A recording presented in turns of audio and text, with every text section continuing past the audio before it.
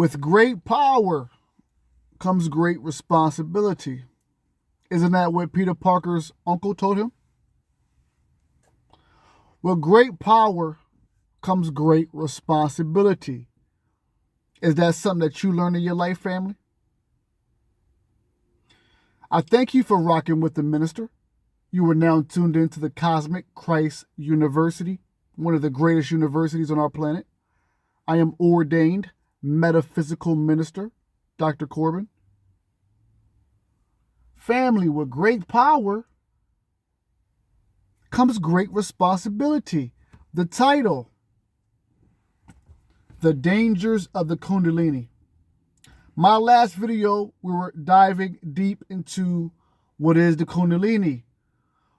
What is the power that we hold with us, having the Kundalini within us, this dormant power as of now. As a teacher, as a minister, as a doctor, as somebody who's giving you this ancient, sacred knowledge, I can't just give you one aspect of the Kundalini without giving you the whole pie. And today's presentation is going to be just that. We're going to learn about the dangers of the Kundalini. With great power comes great responsibility. Now, once again, I want to thank you for taking your time. I'm probably going to do like I did with the last video and just make it 30 minutes. Short and straight to the point. So I thank you for your patience. And for those out there watching who practice or at least know a little bit about semen retention, once again, for those watching, I thank you for watching, who may have heard of semen retention or practice it. I want y'all to stay close to this video and peep out the information that's going to be given.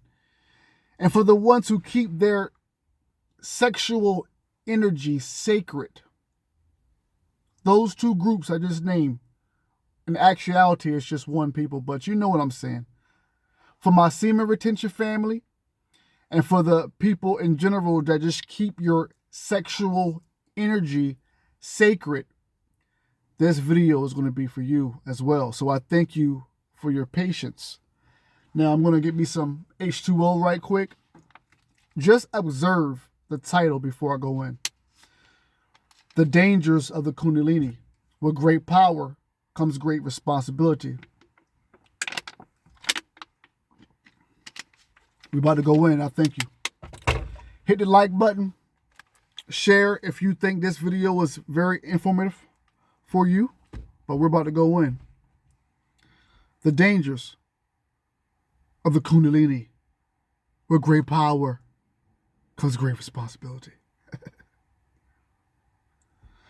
Much stress is therefore laid on the dangers of arousing Kundalini. Let us examine their nature.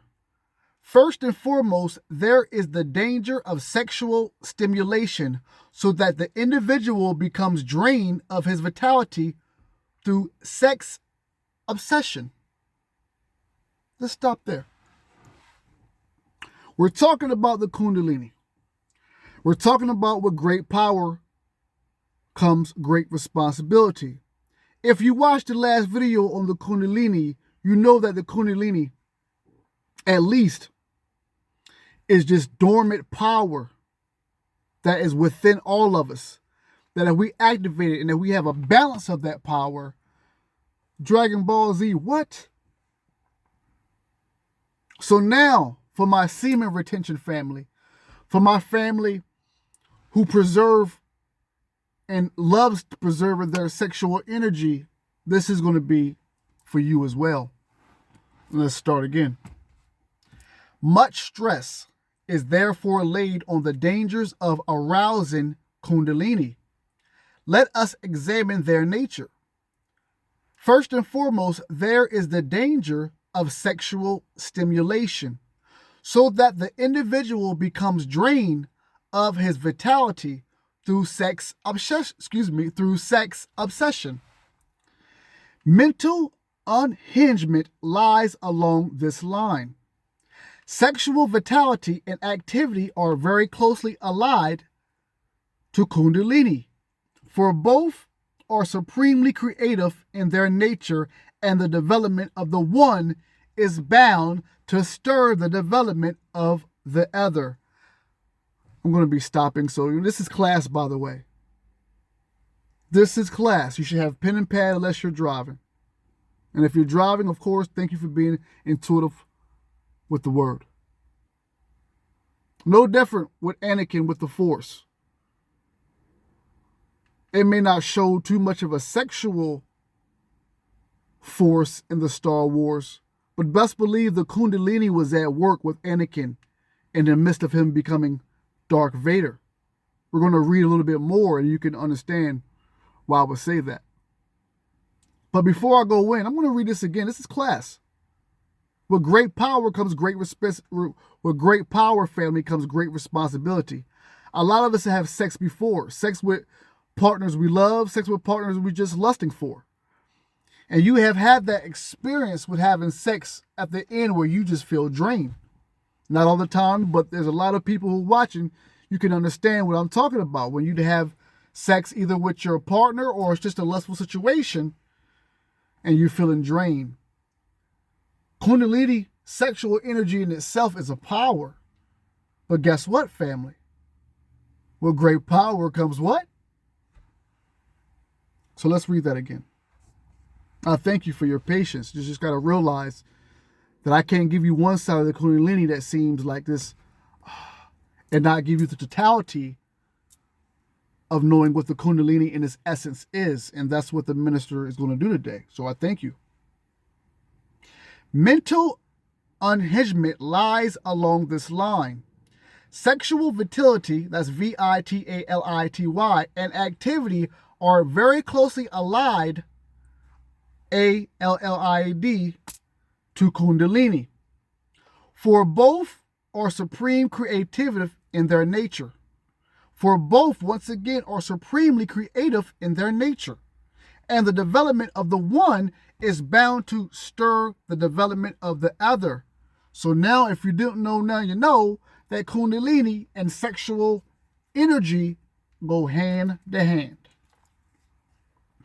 All sexual urge must be under complete control at the will of the individual and must be in a condition of what may be called sublimation. I didn't want to chop that word up like I just did, but I did, but I'm going to bring it back.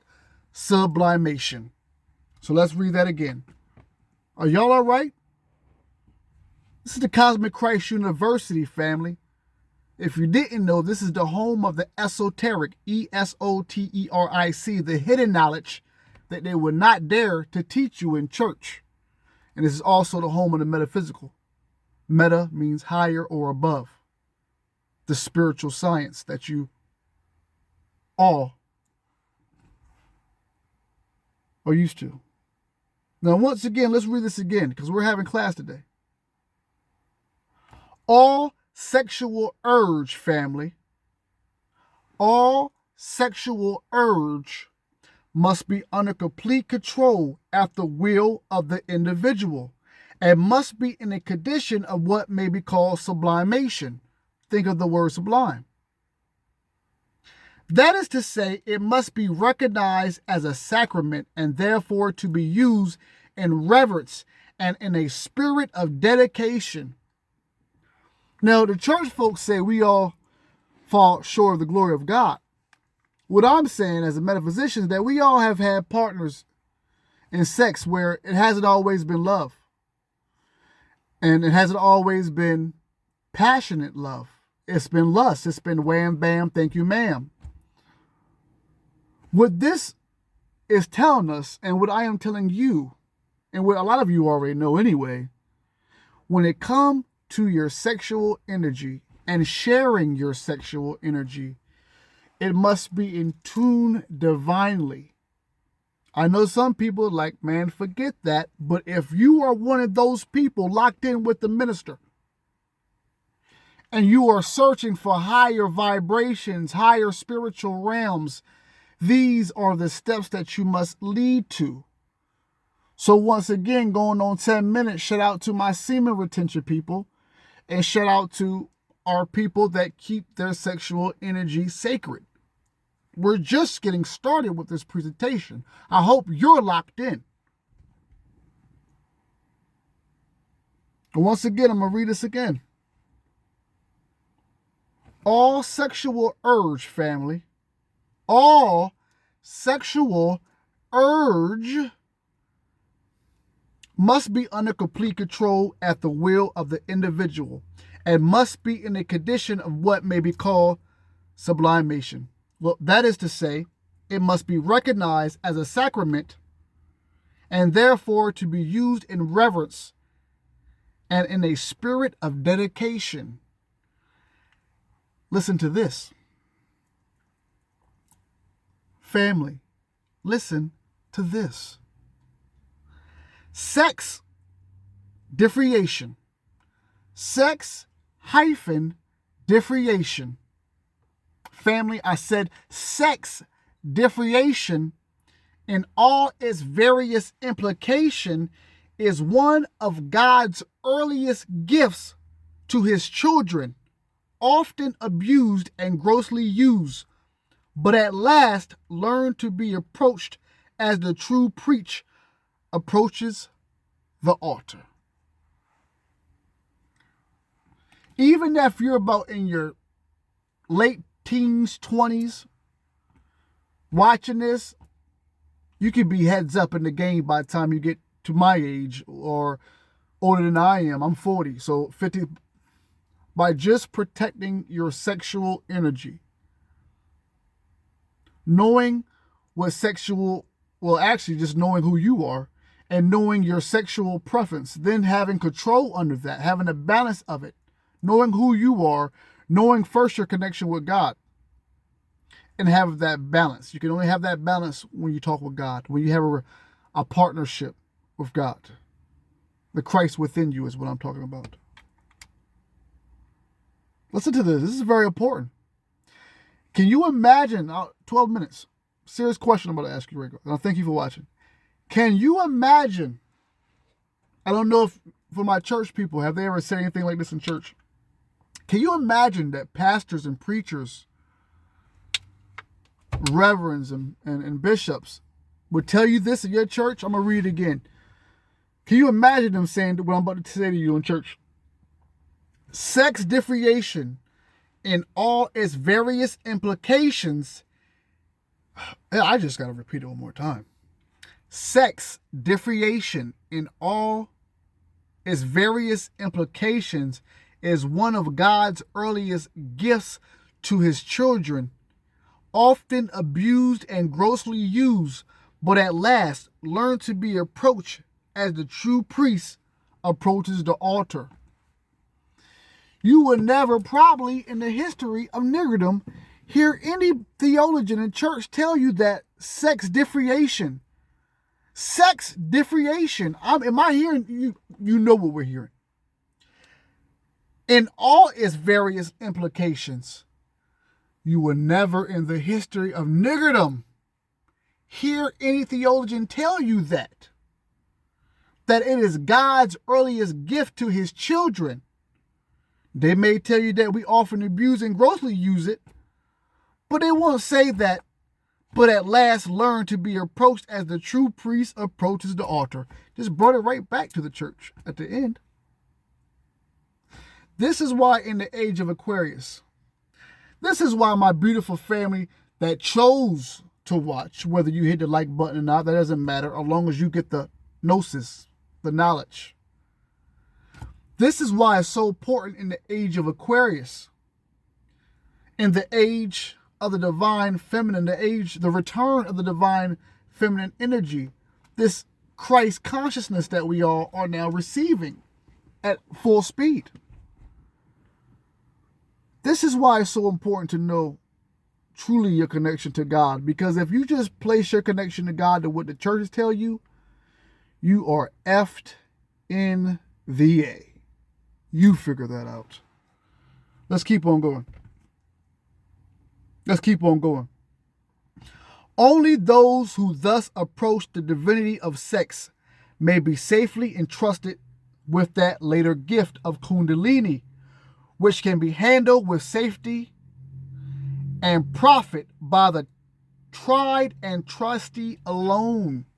That means that you can't be hopping around, and expect to get that divine power. It's not going to happen. It's not going to happen. And that's why, even though if you want to call it occultism or metaphysics, this is why a lot of stuff is hidden from the everyday person. There's no different than what Christ said. It's no different. Only those, family, who approach the divinity, the divineness of sex, may be safely entrusted with that later gift of Kundalini. Listen. Which can be handled with safety and profit by the tried and trusty alone. Let's keep reading. Second, there is the danger of upsetting the physical rhythmic equilibrium through the uncontrolled stimulation of the various centers of the body, the possibility of injury to the heart, to the nervous system, through the solar plexus. The individual becoming a chronic invalid with general physical deteriorations of the brain, producing a strain, also ending in mental unhingement. That's just another danger of you inappropriately activating your Kundalini.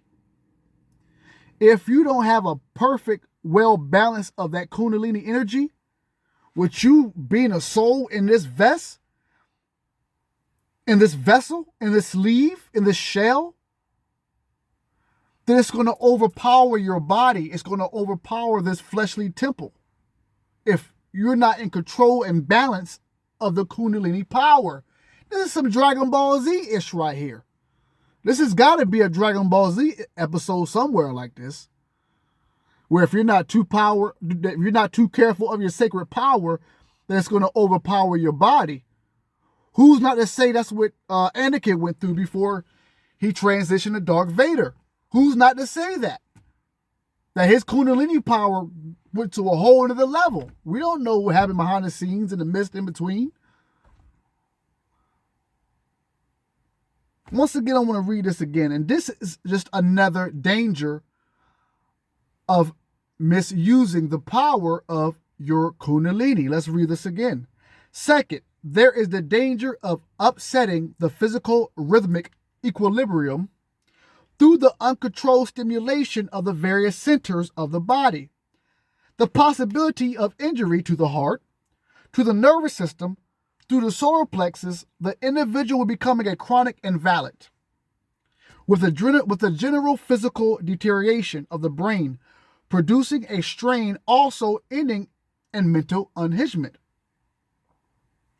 These dangers are avoidable, provided the individual is in very sound health, has already gained an ample measure of self-control, thinks quietly and clearly, never narrowly, and is free from any servilities to sexual impulses, has in fact little, if any, sexual tendencies at all.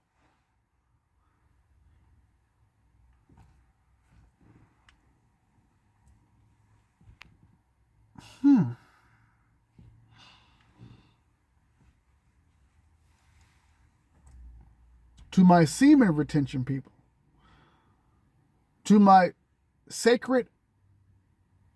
people who preserve their sexual energy and cherish it as sacred.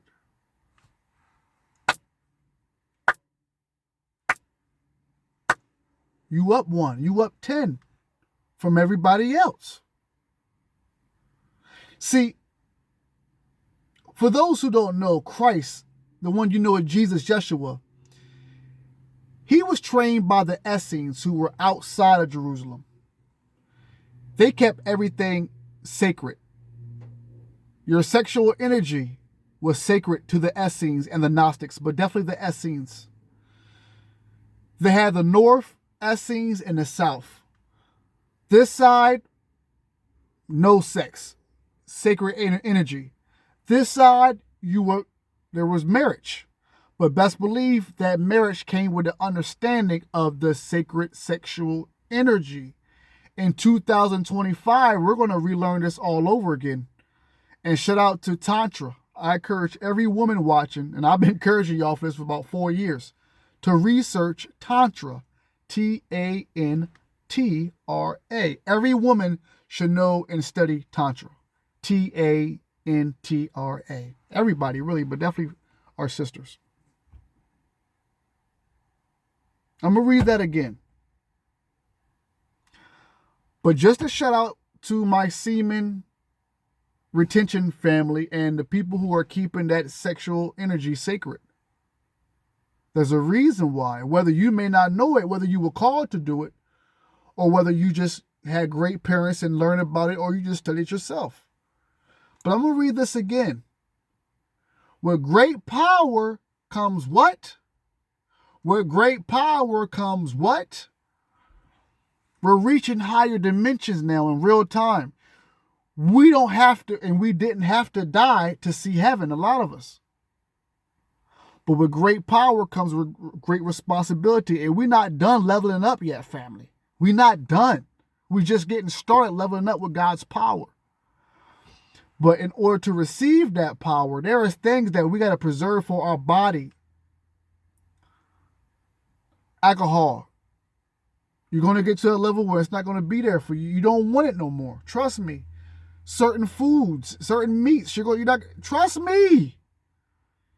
And even when it comes to sexual energy and your sexual energy, you're going to be very preservative about how you just pass your sexual energy around, because you're getting at an age where you know that all energy, but most definitely your sexual energy, is to be cherished and to be divinely protected. Am I right?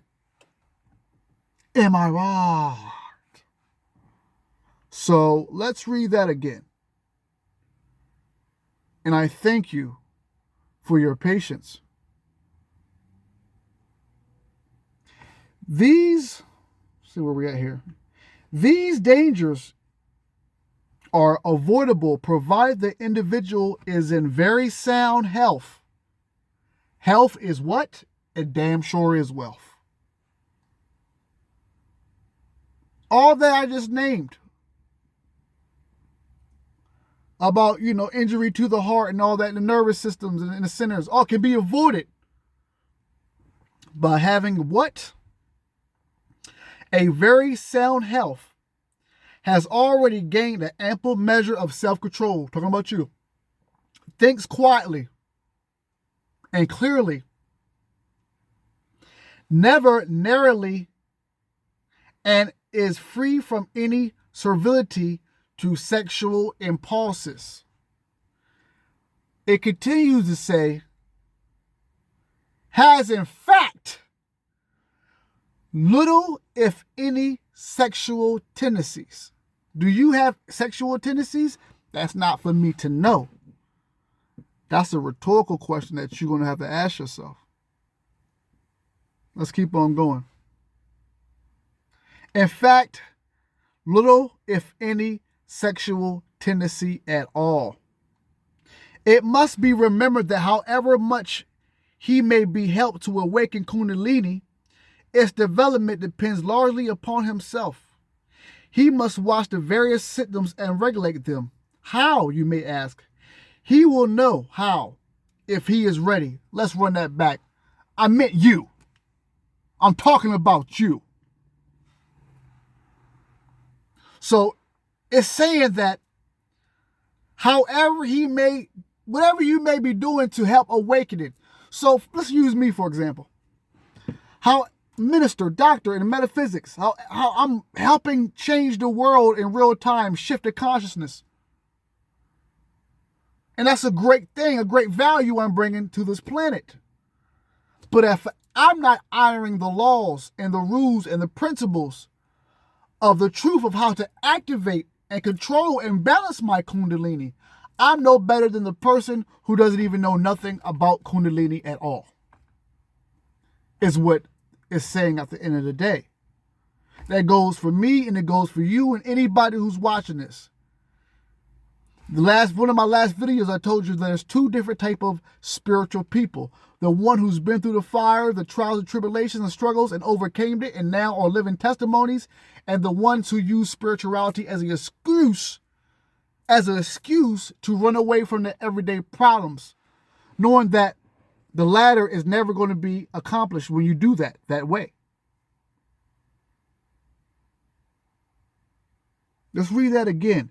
It must be remembered that however much he may be helped to awaken Kundalini, its development depends largely upon himself, upon you. You must watch the various symptoms and regulate them, family. Well, you may ask me how. Well, easy. You will know. How?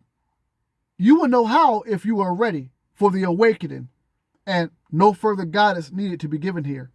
For the sign of an individual being ready for the awakening of Kundalini lies in the intuitive knowledge of what to do and in the help of the wise. Let's keep on going.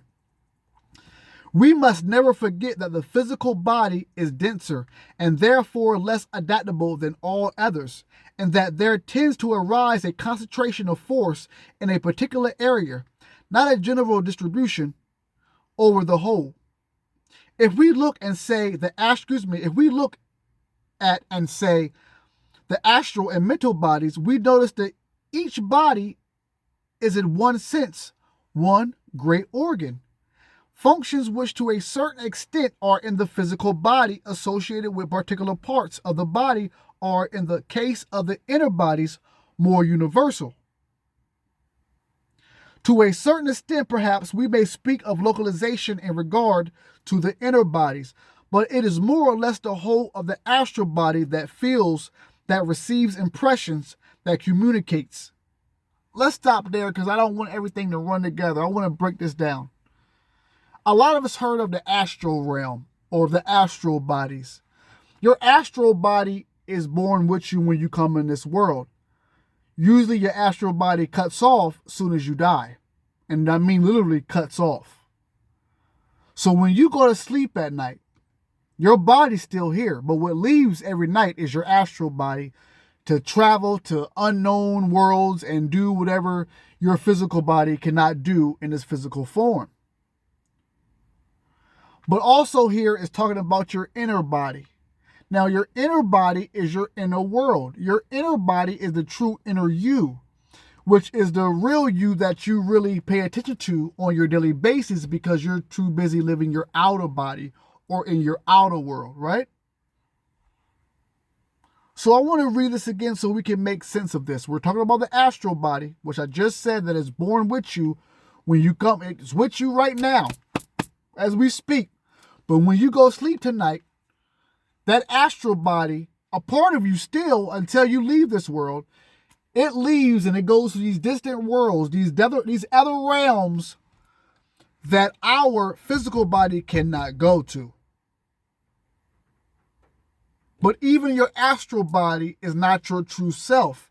When we talk about your true self, now we're talking about your inner body, your inner world, the inner realm. And most importantly, if my church people are watching, Luke 17, verse 21. The kingdom of heaven is within you. This is what we're talking about. Are you with me? Let's read this again, slowly. We must never forget that the physical body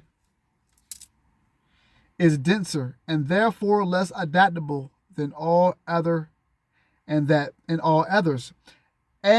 there tends to arise a concentration of force in a particular area, not a general distribution over the whole. If we look at, say, the astral and mental bodies, we notice that each body is in one sense one great organ. Functions which to a certain extent are in the physical body associated with particular parts of the body are, in the case of the inner bodies, more universal. To a certain extent, perhaps, we may speak of localization in regard to the inner bodies, but it is more or less the whole of the astral body that feels, that receives impressions, that communicates. It is the same with the mental body. The whole of it thinks. The whole astral body, the whole of it thinks. The inner body is universal. All that is bound by this physical body, but not trapped within it. What I mean is, it influences the body. It influences the mental. Now, with the physical body, while feeling is distributed, throughout, and while special centers are affected by feelings and sensations of an unusual kind, the brain acts as the principal channel of communication between the physical and astral bodies. Numb the brain, numb the nerves which communicate with the brain, and feeling disappears, so far as the walking consciousness is concerned. Though its effects may remain as witnesses the shock after an operation which by reason of an anesthetic has been temporary painless. Similarly, it is the brain which is the main channel between the physical body and the mental body. Going on 31 minutes, and I'll probably stop at 40. A lot of you watch just think that all there is just the physical body. That's just not your only body. You have the spiritual body that is really your true self, that inner world. Then you have your mental body, which controls the way you think, move, and everything, and your deepest thoughts and thoughts that you don't even want to talk about with people.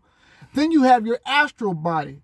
Like, these are all bodies of you. And if you live in every day thinking that you just have the physical body and have no idea that the mental, the astral, the spiritual also influence your physical, damn, Daniel. Damn, Daniel. This is why Dragon Ball Z, Avatar, all these movies are made, so you can kind of get a sense without them telling you everything, you know. If they told you everything, then you guys would be walking around here levitating by now. You know what I mean? We won't even need no cars. If they told you everything, then we all be together right now in unity, having healing centers and not going to war with each other. You get what I'm saying? Of course you do. The brain, let me bring it back right quick. I'm going to end this real soon. Similarly, it is the brain which is the main channel between the physical body and the mental body. I feel sure that the mental body impresses itself in some measure upon all parts of the physical body, so that all parts, and I quote, think to a certain extent, just as all parts feel. But the brain is the main center, the great junction for the outer world. We may therefore visualize the inner bodies as exercising pressure throughout the physical body, but with the pressure greatest at the brain junction. The brain bears the brunt comparatively easily in normal cases, and with the ordinary individual, since only very small channels are in fact allowed to be open between the various bodies. But Kundalini will inevitably flow apart from its normal channels so as to vivify those centers which are most sensitive, have greatest receptivity. Hence, the already existing concentration will be considerably intensified, generally when the organ involved is already bearing a full load. An individual in whom, for whatever cause, Kundalini tends to stir is certainly living at what is to all extents and purposes high pressure. And not, I want to say this. They say black people, African Americans, people of melanated traits have high blood pressure. This may be a whole different conversation, but hypertension. And I wonder, does that have anything to do with the Kundalini at all? Or our easy access to the energy of Kundalini? An individual in whom, for whatever cause, Kundalini tends to stir is certainly living at what is, to all extents and purpose, high pressure. He is likely to be extensively alive. He is likely to have deep concentrations of force in his various organs The concentrations varying in strength according to the use he makes of one rather than another. Kundalini is this energy that we already have. Some activate it more than others. So when I'm thinking about people with high Kundalini, maybe Jordan, maybe a Tech 9, a Twister, somebody like that when it comes to fast rapping. Somebody like and I want to even the playing field, somebody like a Tom Brady, somebody like a Derek Jeter, that can really go beyond what we know normal capacity and normal capabilities. These are people that have, knowing or unbeknown to them, high Kundalini concentration.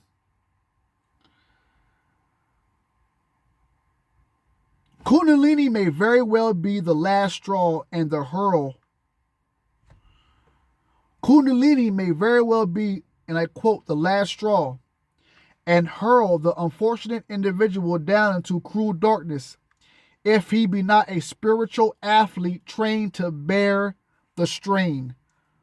Damn, I think I'm going to read that all over again and then stop here. And I thank you for the ones who rock with me. I think I'm going to read again, stop here,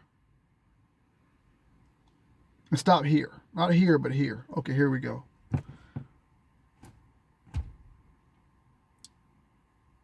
At the end of the day, you have power. And a lot of people, including myself, man, growing up, in this physical world, it's been a battle. It's been a testing time.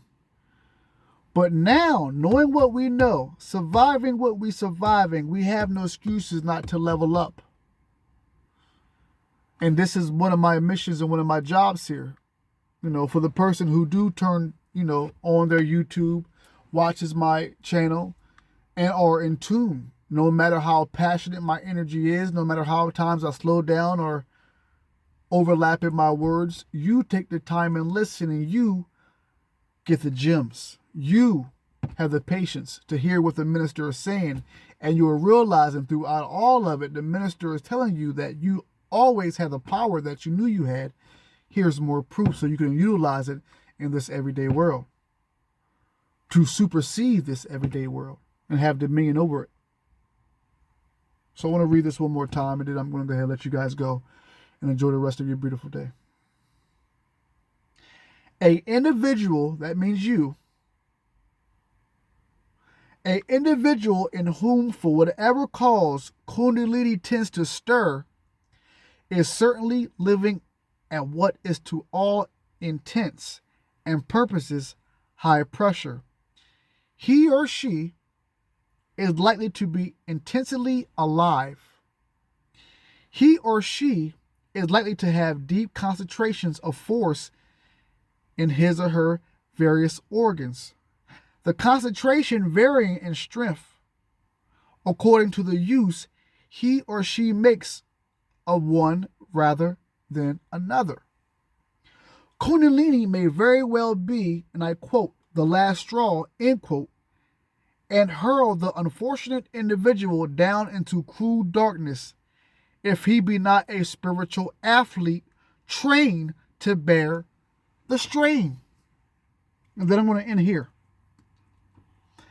Doubtless there will have come into existence at this stage of the evolutionary process channels between the inner worlds and the individual mainly living in the outer world.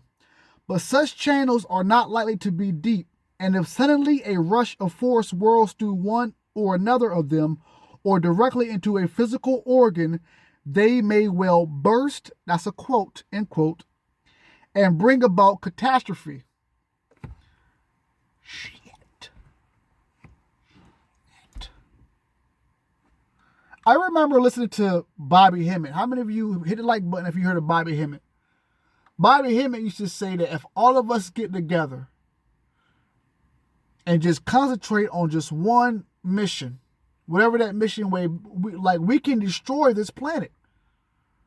Or for a better lack of words, we can destroy the evilness of this planet. How about that? The wickedness of this planet. If all of us got together in a unified consciousness, because we all come from a unified consciousness in the first place. Just individuals who are souls living this life at this time. But we all go back to the source. I don't care how far you read into spirituality. That's the end result. As above, so below.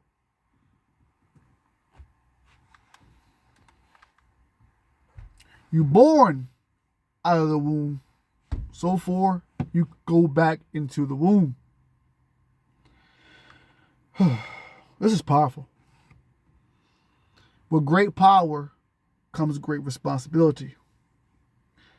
Doubtless, my family, there will have come into existence at this stage of the evolutionary process channels between the inner worlds and the individual mainly living in the outer world, but such channels are not likely to be deep. And if suddenly a rush of force whirls through one or another of them or directly into a physical organ, they may well burst and bring about catastrophe. When the physical, emotional, and mental bodies are beginning to become resolved into their higher counterparts, as in the case of those who are concluding human existence so far as imprisonment is concerned, then Kundalini flows naturally and without encountering more than a minimum of obstruction. There is beginning to be but one fire, one life. And I think I'm reading too far. But as we're leaving, it's saying that, you know what? If you're about to leave this world, if you're about to die, then that Kundalini process is going to be smooth. But if you're trying to bring this Kundalini power into your physical world, then you better have your well balanced and well controlled. Because if not, you are now harnessing and harvesting a power to come out of you that is more, that of inner power that is going to be more powerful than your physical outer body can handle. And I'm going to end there for today. But are you ready for that type of power, family? I mean, obviously, in this sense, not. But are you ready to unify together as a people? Realize that you are God's, the creator, the original substance children. And the children have grown older now. And the children's consciousness is ready to accept the next level of our existence. This is what this is about. Till next time, family.